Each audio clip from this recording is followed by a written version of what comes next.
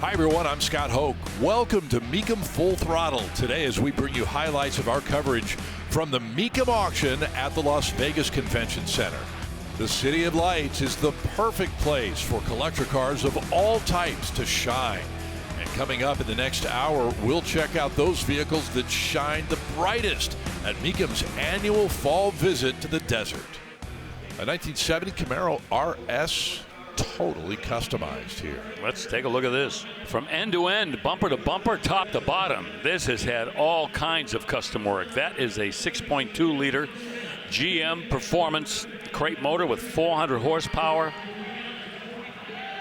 Everything has been reworked, rebuilt, customized. Tremec 6-speed manual transmission with a Ford 9-inch rear end and 370 gears. Speed Tech added to the suspension with the torque arm rear suspension and the Road Assault front suspension. I could keep going. Willwood brakes everywhere. Firewall underneath, you might have seen, has been all smooth. I love that look. And the paint is platinum silver gray interior. All right, $82,000 when all is said and done for that Camaro. And next up, 57 Bel Air. Up on the block now, guys. Scott, this is the wicked Bell that I showed you earlier, and as Dan lifts the hood, you can notice one thing already. Normally the 57 would have that chrome piece on the hood, but this car has had so much work done. It was a total remake to have this one piece on their front bumper. So many things they did. You've got a big block under the hood. This is on a Roadster Shop chassis. You've got those Velocity stacks in there. All the chrome on the car was converted to this gunmetal kind of a color. I mean, every single thought and detail went into this build. The way that the rear bumpers are tucked in, they've deleted that big side piece on the 57 Bel Airs we know so much.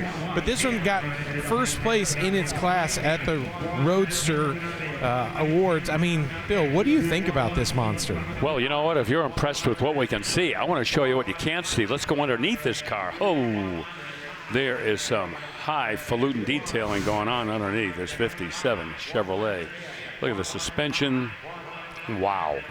How much time went into the assembly work there, the brakes, the exhaust, everything immaculate, without flaw anywhere, top or bottom. And Bill, look at the rear bumper. Look at the lines as you come down the side of the car, and you see how every little detail went together perfectly. They basically just took out that top trim piece and the side panel there, but everything about this car is thoughtful custom. It's not insane. It's not over the top. It is just super, super clean. This is a 5-year build. I was lucky enough to get to meet the owner earlier. It's just exquisite, honestly. Wow, that blows my mind. What a deal that is. Yo, I don't think you could paint that thing and buy the chassis for that number. 425 horse, 427 Corvette, 4-speed transmission from 1966, Bill. I'll tell you about that engine. That is the 425 horsepower L72 427, but it's got Merlin cylinder heads. Ooh. That's going to buy you a few more horses, and the original heads are included with the car. You see the color there, the silver pearl on the outside, and how about that light green, greenish silver inside? How about that for rarity? Rarity is scarcity. Silver pearl and silver interior. Wow. Side exhaust, one of only 5,258 Corvettes produced with that L72, by the way. And I had one of those cars, and I will tell you, when you mash that throttle, oh, you will say a couple of Hail Marys, because you will not be ready for what happens next. I think they've got it worked out. 85,000! There you go. Yeah. That should be the tipping point. It is, and it does. And 85,000 it is. Buys that 66 big horse, big cute Corvette. All right, Bill. Maybe one of the most outstanding full custom 64 Galaxies this reporter has ever seen. Big cubes, how about 482 on a Camry? That is a Ford overhead cam 427. Plus twin turbos. We're talking total value of the deal, $1,067. horsepower. It's got the 4L80E General Motors automatic transmission and a host of Slumgullion, a never-ending list of changes and modifications and upgrades and special fabrication. Art Morrison front frame section with A-arms, rack and pinion steering, triangulated 3-link rear suspension, Willwood brakes. You see the color is beautiful, black polyurethane clear coat with some charcoal highlights, black interior. Oh my. Breathing through those inner headlights. Yes. Feeding those twin turbos. What a build, and just what a stance too, man. From every angle, this car just looks mean and low and fast. Yep. Full roll cage, stainless exhaust, custom KWC wheels, 18 in the front, 20 in the back. Oh, wow, $120,000. What a color combination too. That paint is just amazing, because it really doesn't look as light as it does from certain angles, but you get on top of it like we're seeing right now, you really appreciate the contrast between that black and the gunmetal. Now how about that reverse teardrop hood a la Ford Thunderbolt? Bingo. Oh, coming to a car show near you.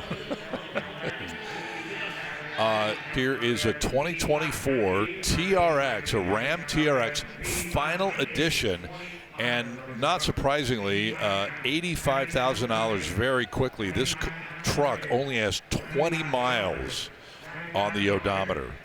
It is a new truck for all intents and purposes, and several years ago in Glendale, we had the official unveiling on television of the TRX. Yes. I remember that.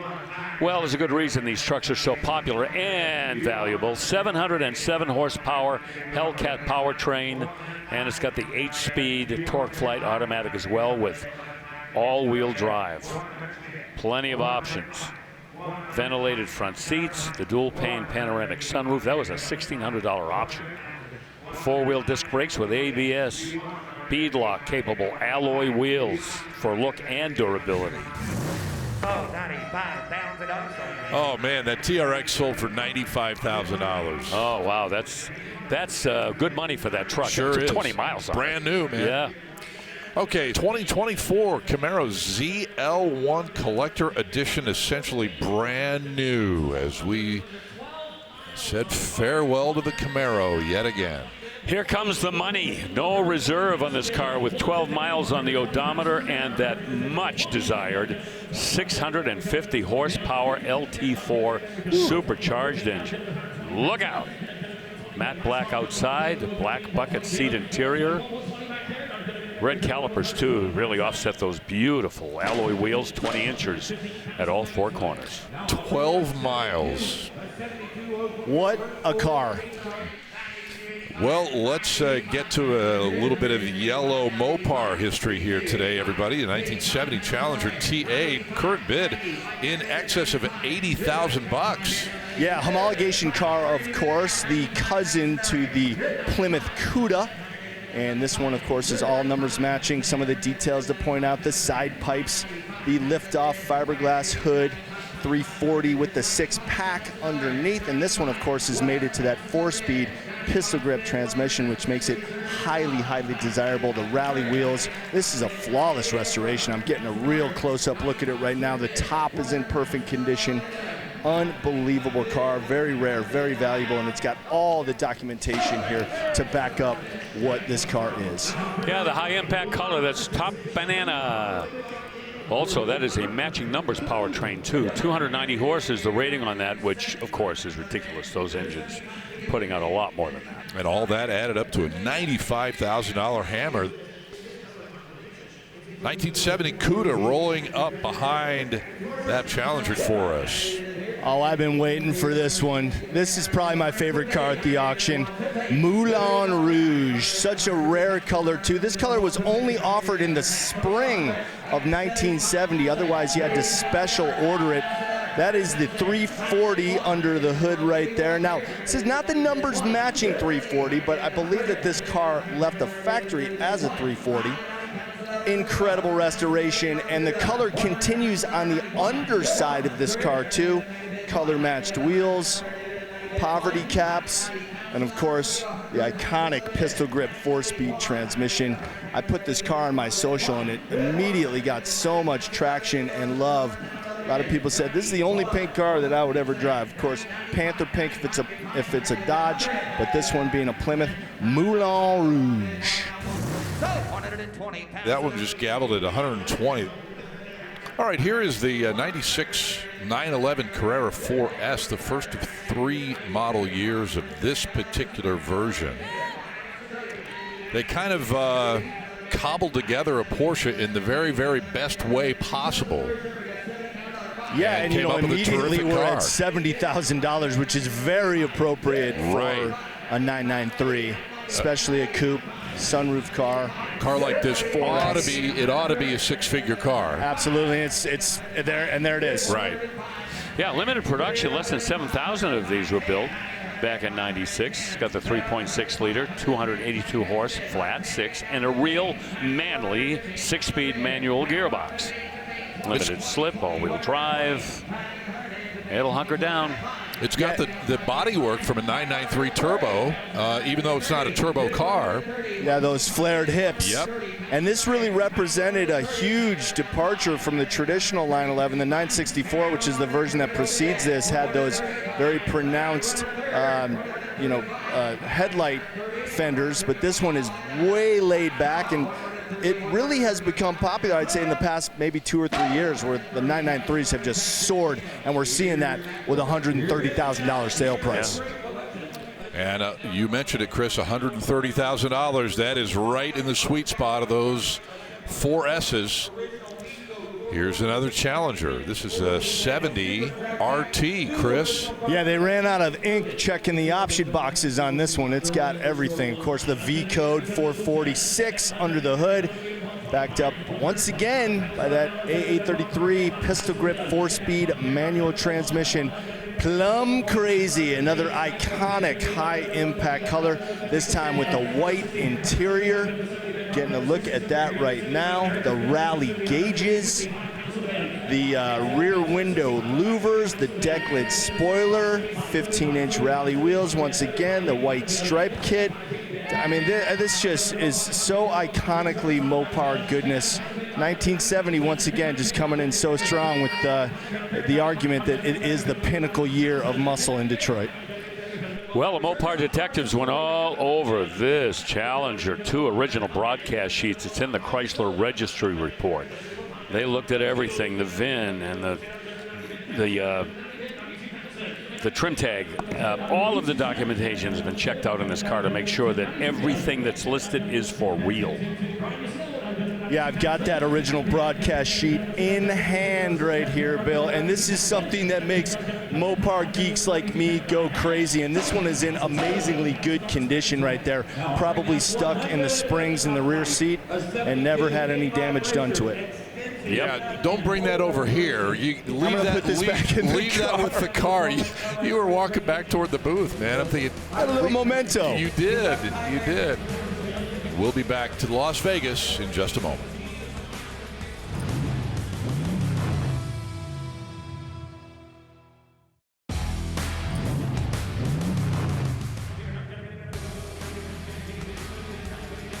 Welcome back to Mecum Full Throttle from the Las Vegas Convention Center. K5 from 1972, Bill.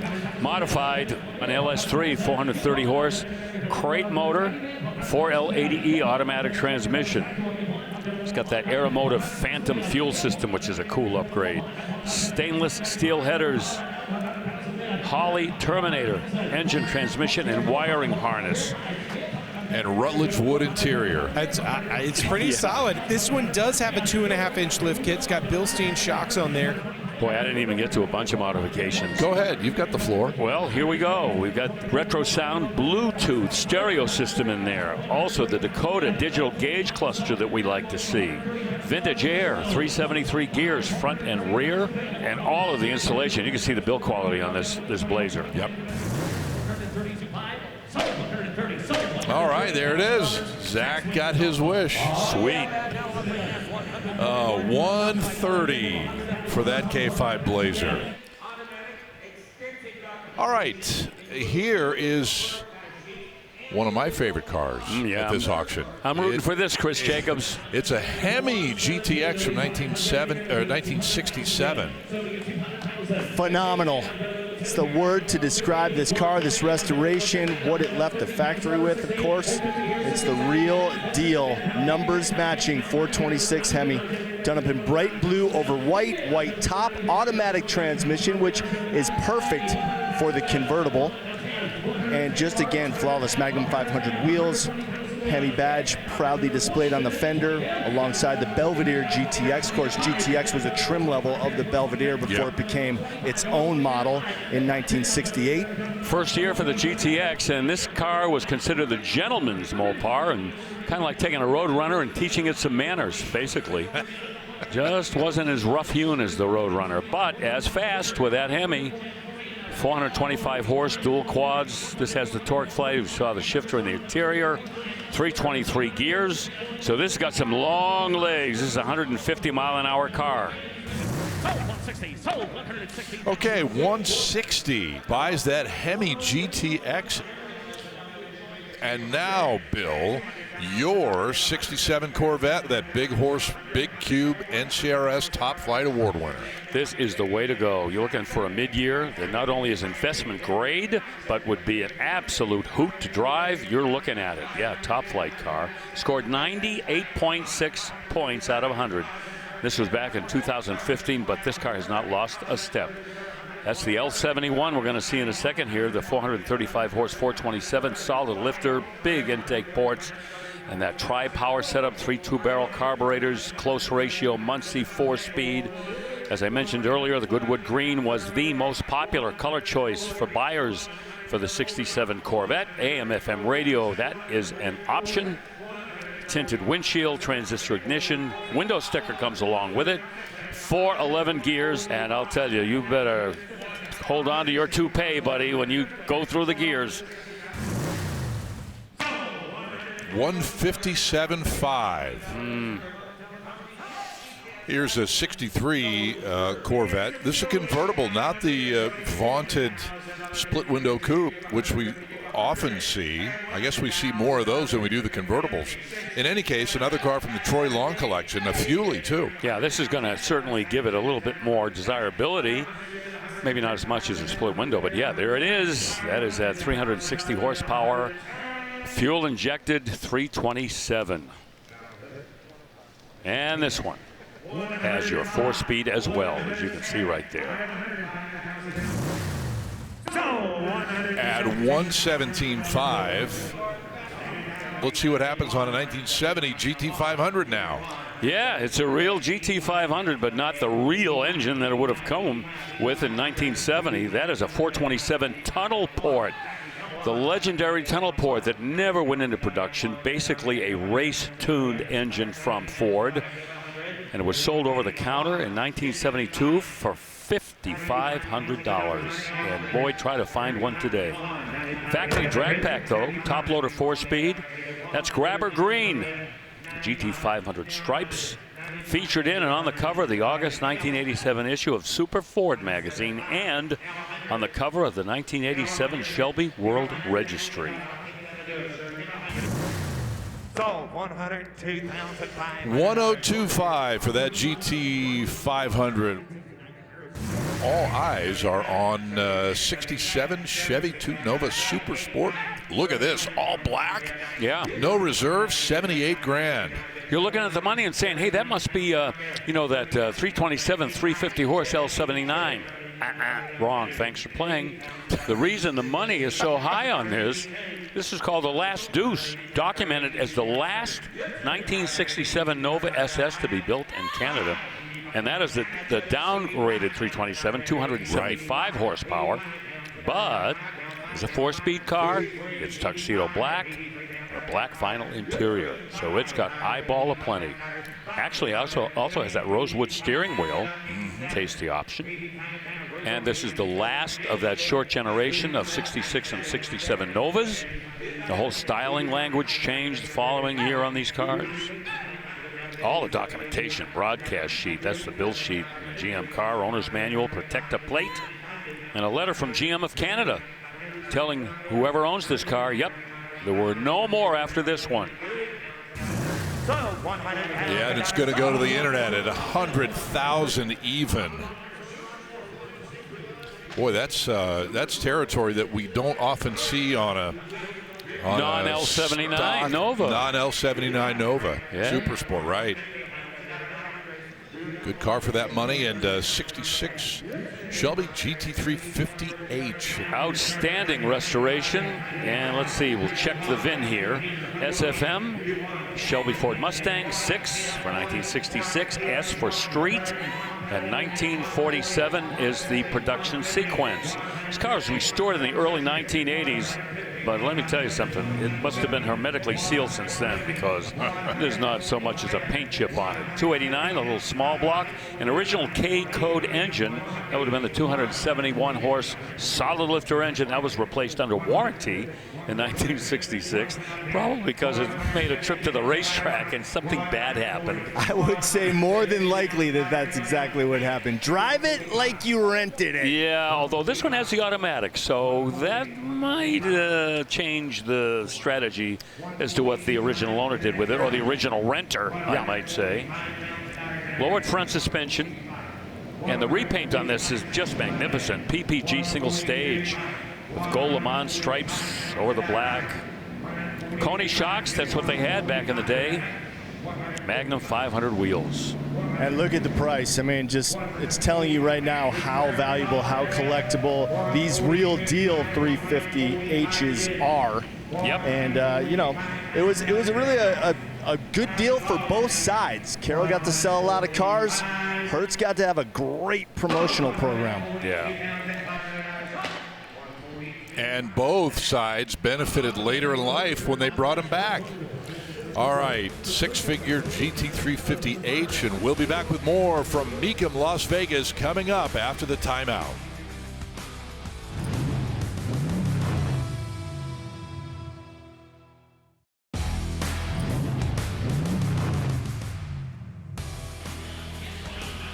Welcome back once again to Las Vegas. Here's a look at a good crowd here. And a couple of challengers. Yeah, we're here. double dipping here. One from 2018 that you're getting to look at right there, Yep. and the one right behind it, the D170. And the thing about this pair is they are matching VINs. Oh, Dodge did yes. something very cool where if you had purchased from the factory a 2018 Demon, you could be offered the same VIN number on the 2023 D170. And another cool thing, how this Demon is displayed, it's got the skinny wheels on it that are found in the Demon crate that came along with these cars when they were sold in 2018. Yeah, they're from drag racing. They're called front runners to the guys that run the quarter mile, and basically to just reduce the rolling resistance on the front of the car when you're racing it. Yeah, now why wouldn't these both kind of be the same lot? Offer them both at the same time? Well, I'm a little surprised that they're not being offered as one, because that's really kind of what makes these cars unique and connected, and that would obviously increase the value of them as a pair. Well, let's see if whoever buys this one buys the next one. Maybe he's clued in on all that. These are like Twinkies or whooping cranes. They are mated for life. So. That's right. Sold 107.5. Sold 107.5. All right, 107.5. That buys the first of the two challengers. We'll move to the D170. Well, yeah, 2023. We mentioned the shakedown as being the first last call edition. This, of course, was the final last call edition, the seventh, and the instantly iconic 1,025 horsepower if you set it up correctly. The D170, of course, refers to the proof of 85, which is ethanol gas upon which it runs if you want to get the maximum performance out of this car. Designated in the yellow eye of the D170 badge on the front fender, which of course stands for corn. Yeah, a little ethanol hint. Isn't that nice? Exactly. All those people who thought ethanol was just ruining cars, turns out it can make some of them faster. 792 miles showing on the odometer. So. Yeah, there's a bunch of little Easter eggs on this car. And Eric, if you come around to the front here, you can see etched on the just in front of the scoop here, it says alcohol injected. Just another one of those racy touches that Dodge likes to put on its high performance vehicles. Yep. Well, $100,000 is bid. We're still waiting on the reserve to be pulled on this D170. We're at 105 now. Yeah, Frank had to put on his dealmaker hat to get that last car sold, so I would imagine he'll be grabbing a bat and heading over there and trying to hit a home run. Got it done, though. 107.5 is enough. The current holder of the high bid is the person who bought the 2018 Demon, so he is trying to keep them mated for life, Bill. It appears that way. 112.5, now 115. Chop and Little Chop right behind him. All right, $115,000. By the way, the first one was well bought. The second one was very well bought. That is way under sticker right there. It really is. Yeah, with Thank so you for few pointing miles. that out. Right on. Now to another very, very important Corvette. This is an L72 equipped 1966 with the 67 Stinger hood. And when I say L72, Bill? 427, 425 horse is how it all began, but look at that. That's had some work. Forged aluminum pistons, 11-to-1 compression, has a big Holley 4-barrel. The crank, the rods, tough-rided. Just about everything that's been done in that engine makes it race-ready, but this does not look like a car that anybody's going to race. It's just too pretty. M22 Rock Crusher 4-speed. It's been rebuilt by Phil Braybrook's G&M Speed Center in Riverside, California. Factory rally red car, NCRS shipping data report. So you got some documentation with it as well. And this has been in the care of the same owner since 1999, 26 years. And it's a show winner here today. It gets that sold sticker. Oh, is it ever? $90,000. Here is a 65 Corvette convertible custom. You know, we just saw that 66 with a 67 hood. Now we got a 65 with the 65 big block hood, which carried over to the 66 Corvette. Right. So we're kind of playing hopscotch here with these hoods, but this has got a 502 in it, the crate motor with 600 horsepower. I was wondering when you're going to get to that. Yeah, well, you didn't have to wait long. Chrome engine accessories everywhere. You probably saw a bunch of them. The Holley, the big 800 CFM 4-barrel. Camshaft's been replaced. Mallory ignition. Headers from Sanderson. A 5-speed manual transmission. We've been speaking about the House of Color. That's their Cimarron red metallic base coat, clear coat paint. And it is a honey. Oh, nothing wrong with that Corvette. Boy, I tell you what, you are right, sir. Brought the money to $100,000 on the nose. Here comes the subject of your nightmare. Yes, it is. All right, call it a villain car from Christine. Yeah, well, the mayhem I it picked was up responsible on that. for. Right. Not the actual car from the movie, but pretty good representation of it. It's got the 345 cubic inch Hemi in there, dual carburetors, a rebuilt torque flight automatic transmission in there. Got the original rear end, 355 gears. Sure, I'd be inclined to say that this probably is a little faster than the actual movie car, which I don't think got these upgrades. So, $135,000 Wow. Ryan. 135. We'll move on from that one to a 2020 Shelby GT500. No mystery about this car, huh? No, another high horse Mustang, 760 horsepower out of the Supercharged 5.2, the 7-speed dual clutch automatic. Yep, a Shelby GT500. That alone brings you plenty of magic.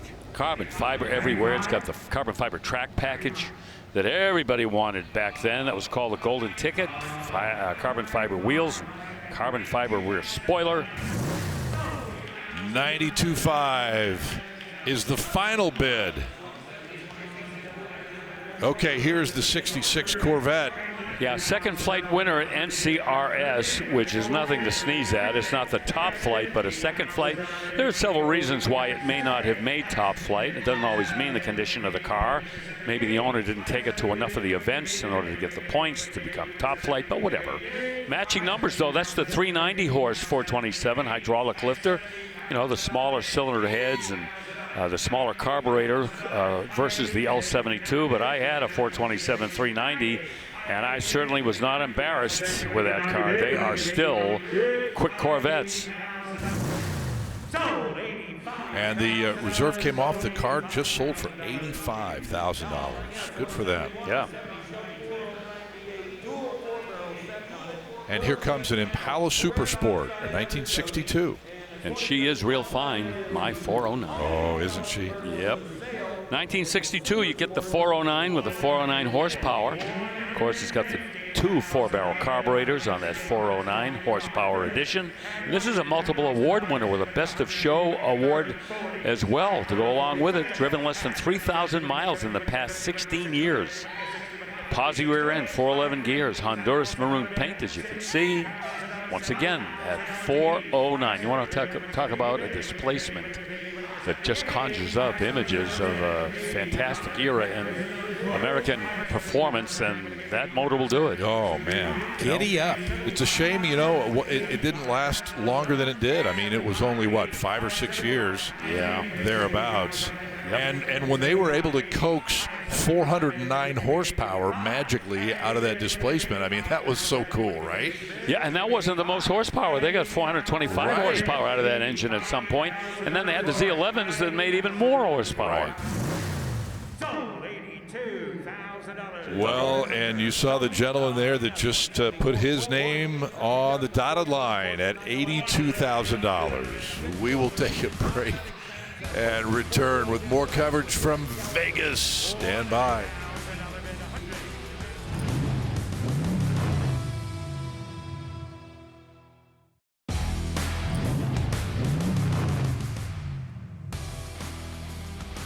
Welcome back to Las Vegas. Right now, let's get you right back to the auction block. A Mazda RX-7 R1 Total Custom from 1993. And not just any, Scott. Oh, no, this is a tribute build to Fast and Furious Tokyo Drift, which was the third movie in the series. That's a rebuilt 13B under the hood. It's a V-mount radiator and intercooler setup. The idea being air can flow through both on its way through the car. This is the official Veil side kit that was on the car that they used in the movie that Sung Kang's character Han drove. It had a little different set of wheels on there, but this thing is actually very legit built, big single turbo. It's got BC forged wheels on there, Fortunato coilovers. These cars are absolute rippers and have grown a ton in value, but to have a tribute car to the movie, and really he's kind of the most popular, beloved characters of the series. He's the only one that changed the space-time continuum because it was in the third movie, but then he appeared in the fourth, but it kind of looked like his character was killed in the third, but then in 5, 6, 7, and 8, it's a lot. But anyway, Sung Kang is the man. Everybody loves him. That's Wait a cool minute. car. The space-time continuum. Yeah. Doc in Back to the Future did that first, You're right? welcome. But they acted like the third movie never happened. So at the end of the fourth movie, they're like, oh, what is everybody going to do now? And Sung Kang's character Han was like, yeah, I'm thinking about going down to Tokyo. Check it out. Jason Statham comes in later. It's a lot. But anyway, that's a cool car.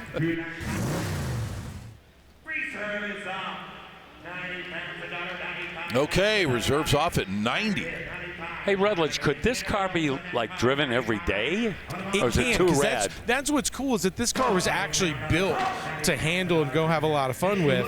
The movie tribute part of it is really cool, but it's actually, even without this, it would probably still be, I'm going to guess, a 75-plus car. Okay. So, you know, I have to believe that this owner put a lot of money into this car, and I think the buyer just got a great deal. Yeah. All right. Here's a VW Type 2 23 window bus from 1959. This one is known as the Santa Barbara bus. And again, it's got that little horizontally opposed 4-cylinder engine, about 36 horsepower. It's never about the horsepower in these little buses. It's just their appearance and the restoration and just the presentation as well. There's a good shot of the inside of it.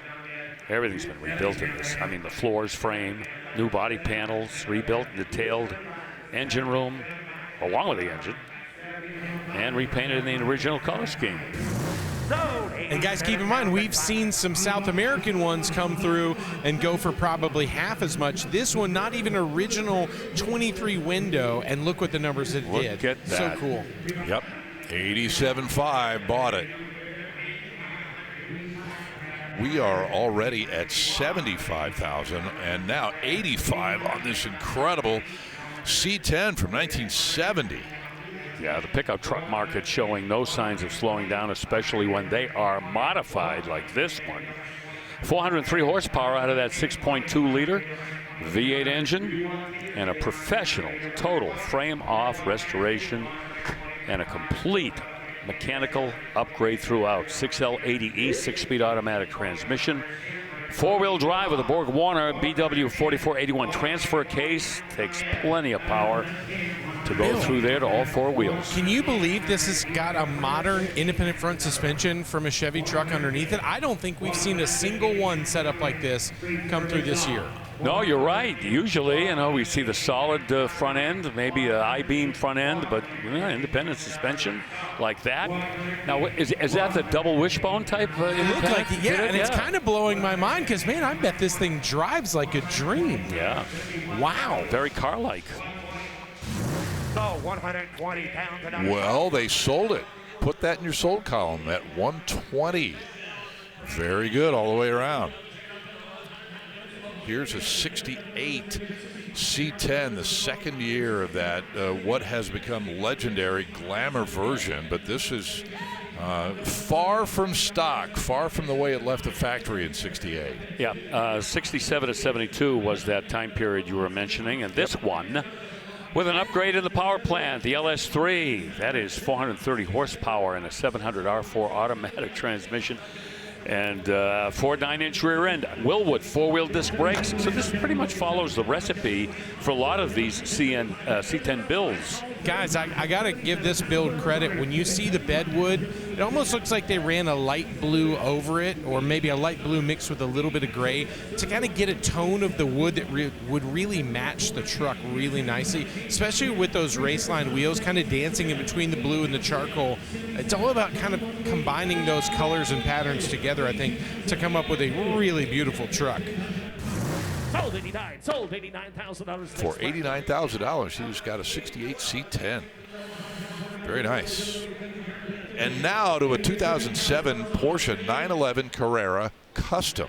Second owner, still a fresh car, 61,000 or so miles on the odometer. The RWB wide body kit finished in seal gray. And folks at DTM Auto Body, El Monte, California, took a hand in the final installation of all the sheet metal. And Bill, this is interesting. This is an RWB that was not built by the artist Akira Nakai. This was built in a time where he wasn't traveling from Japan as he is back to now. So it's kind of interesting. I think you're seeing the difference maybe in the value of one that was assembled by him versus one that was not. But DTM did a beautiful job with this car. They built a handful of RWBs. They turned out some really cool stuff. Man, look at the rear flares. You could turn that into a dually. Well, the butt on that car is wider than Mean Joe Green, I was going to say, but it's intimidating, the appearance of the rear of that car. And it does sell for $97,000. How about this 1967 Chevy 2 Nova? That is currently at $83,000. Oh, full tilt custom build by Magoo Hot Rods, LS V8, and an automatic transmission behind it, and just a fabulously, perfectly applied black polyurethane clear coat paint job. That is sweet. Tan interior. And guys, there's this cool painting on the inside of the rear wheels and that kind of chunky lip section where they did that kind of perfect offset on the wheels. But yeah, a cool little tribute to get in some fun stuff there, it looks like. Yeah, oh, Dave Kindig, he designed those door handles, believe it or not. That's kind of bragging rights for you when you're showing the car off. TCI Engineering coil-over suspension underneath, 19-inch wheels up front, 20 is in the rear.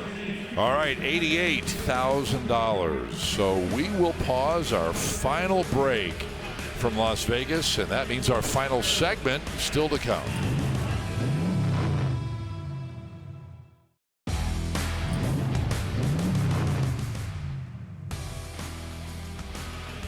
Hey, welcome back. Our final segment here with you from Las Vegas Central Hall at the Convention Center. 1968 GT350, Bill. Paxton Supercharger added at the dealer back in the day. Which is the way just about all of them came. Every now and then, Shelby would throw a blower on a customer's car before it left the factory, but most of them were either dealer installed or actually some owners could do it themselves. The 302 in 1968, not a powerhouse, so I'd like to see that supercharger to give this a little bit more street cred. 4-speed manual, that's candy apple red. That was a real Ford OEM color, kind of stealing it from the Hot Rod gang. Bucket seats in the console, 389 rear end, and a 4-speed manual, 10-spoke wheels with raised white leather Goodyear tires, and all the look and all the feel of what the 68 GT350 was all about. Of course, if people really wanted to go hunting in 1968 with a Shelby, GT500 was out there, and midway through the year, the GT500 KR, so you did have options. All right. That's the reaction of the day so far.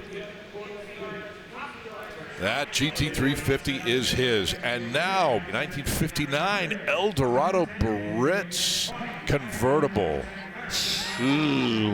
This one just, oh my God, gives you the shivers. What a great restoration. It's nicknamed Santa's Sled. Merry Christmas, everyone. Isn't that just ridiculous how we went from Christine and Happy Halloween to Santa's Sled? Breaking barriers here. Yeah, it's got that 390, which I believe that was a debut year for that engine in the Cadillac. 190 horsepower, 3 2-barrel carburetors, high performance cam, so this is pushing more horsepower than that. Power window, power everything. Come on, it's an Eldorado Baritz. The options certainly were outnumbered by the standard features. $210,000. 205 and the reserve is off. 210. Wow. 205,000. Sold. $205,000. Are you kidding me? $205,000. An indication of the quality of the Baritz. And there are people willing to shell out some big coin for some fantastic cars today here in Las Vegas. This is a GT500 KR, middle of the year introduction in 1968. Yeah, this has got the Cobra jet engine. The Police Interceptor preceded this with the non-KR cars. And remember, in 1968, Ford was building these cars for all intents and purposes. Carroll Shelby was kind of handling the marketing for his creations, but certainly not the construction. And these cars, the KRs, with the 4 speeds, they are the gold standard for 1968 Shelbys. And once again, no reserve, no problem. You can see the bidding going up and up. That's lime gold. That was a color that you could get across the board on Mustangs back in 1968. Saddle leather interior. And it's got those Shelby look-alike hubcap mags. Sold. $245,000. All right. After all of that, $245,000. And you know what? Did not overpay for that car, did he? That's not at all. Man. When you think of the powertrain, the condition, the color, the rarity, all the right stuff. $100,000 opening bid on the opening car for us from the Hanson collection, and it happens to be a 1970 Plymouth Superbird. Yeah, this one has been upgraded to the 6-barrel setup, which would normally be the V code. It left the factory as a U code, which is the 440 high performance with just the single 4-barrel carburetor on there. Tour red, of course, you know, everybody knows the legend of the Superbird, why they were made to homologate for use on the NASCAR circuit. This one done in Tour red. Only 1,935 Superbirds produced in 1970. And of course, the very valuable ones have the Hemis and the 4 speeds. This one's got the automatic with the upgraded 440, Bill. And something a lot of people might not know, a little factoid about the Superbirds, is the 1,935 of them that were built. Each and every one of them has a black headliner.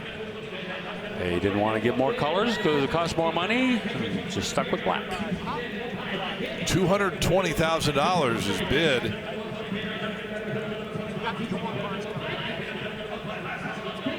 Yeah, obviously that added six-barrel setup is not holding the bidding down. That was exactly my next comment. That has not hurt it at all, it doesn't seem. And 220 buys that Superbird. Look at this one, 69 Dodge Daytona next. Yeah, these even more rare in the wing car category. 503 Daytonas produced for the 1969 year, of course, based on the Superbird, upgraded with the nose cone and the wing. And they may be cousins, the Superbird and the Daytona, but they don't share anything dimension-wise. They are different wheelbases, they are different heights, they are different lengths. The wings are different, the nose cones are different, and the Daytona is more desirable, Bill, because of the rarity. Yeah, in 1969, you only had to build 500 of a certain car to get homologated with NASCAR. 1970, they made it 1,000. That's why there's such a difference in the production run. And the other thing is, I don't know if it's an urban legend, I don't know whether it's a rumor or whatever, but there are some people who claim that there really weren't 500 of these built, that NASCAR kind of fudged it a little bit and counted non-winged cars as a part of that 500. Well, yeah, they did an experiment with the Charger 500, but it didn't work in the wind tunnels, so perhaps there was some, discrepancy in the numbers between the Charger 500s and the Daytonas. They combined them, maybe. Yeah. 250,000 bought that Dodge Daytona. And here's another Dodge Daytona from 1969, and we're already at 200 grand on this one. Yeah, this one done in bright red, white interior, white stripe around the rear, and white wing. This is another automatic, sporting the 440 Magnum, of course. The only two engine options in these were, of course, the 440 and the Hemi. But once again, the rarity is pushing that price up. Indeed, has that performance axle package, the A36 code. It's got power steering, power brakes. Got the light group in there too as well. And that old thumb wheel AM radio, I remember those. This one's had a slight upgrade in the wheel department too, slightly meatier in the rear there. The FA green one that we just saw go across had the traditional, more stock appearing, thinner wheels, but this car needs grip. $265,000. Just bought that Dodge Daytona. Man, beautiful 68 Mustang up on the auction block now. Yeah, and this is not going to be cheap. No, absolutely not. We see examples of these cars come through, and when they're done like this, you are correct. We're going into six figures almost immediately. Well, I think we just did. Nut and bolt restoration on this 68 Mustang. That, of course, vibes Eleanor. It's listed in the Eleanor World Registry Club, in fact. That's how well respected this car is. Okay. 427 big block power with 535 horsepower and a Tremec 5-speed manual. 4-link out back with adjustable coilovers, front tubular upper and lower control arms. I know that's kind of inside baseball stuff, but it just gives you an idea of the kind of build strategy we're talking about here. They wanted everything to be done, just to the highest level. Interesting you noted that it's in the Eleanor registry, because there is something conspicuously missing from this build, and that is the rocker stripe, which would normally designate the GT500E, which of course would stand for Eleanor. Oh, let's call it a deal.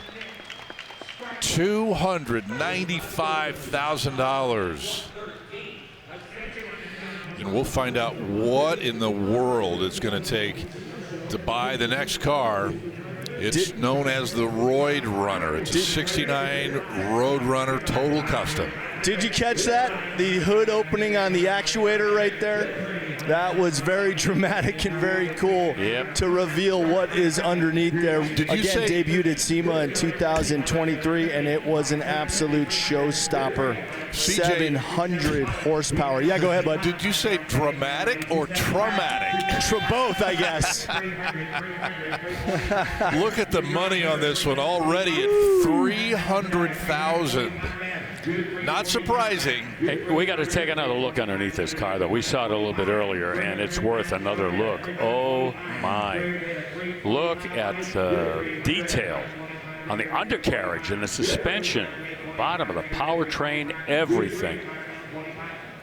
Oh, and there's a good close-up right there. The front suspension there with the torsion bars, bottom of the engine there. You see the oil pan, you see the cross members, everything. Just fabulous. And Rutledge pointed this out. This is one of the most amazing features right here. They have deleted the windows. The trim pieces actually come up and match up right to the door skin there. It's just a phenomenal look. All modernized inside with that huge center screen controlling everything in the car. Wow.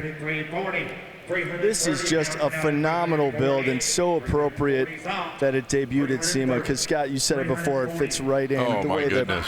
The exhaust is coming through the rear bumper, which is flushed with the deck lid. The tail lights are flush. Now we see the air operating, so it's coming up to driving level. This is an incredible build. Well, it's got air conditioning, but you know what? How many custom cars have the AC and the vents have been handcrafted, hand fabricated? So there are no others like them in the entire world. And guys, we don't see a lot of vehicles cross the block that people say have almost $1 million or more in it, but you can really see how and why this build has done just that. It's incredible.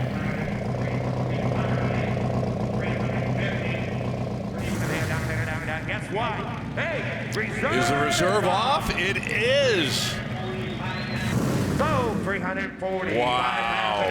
$345,000. Well, that will wrap things up for us and this edition of Mecum Full Throttle. Thanks so much for watching. I'm Scott Hoke, and so long from Las Vegas.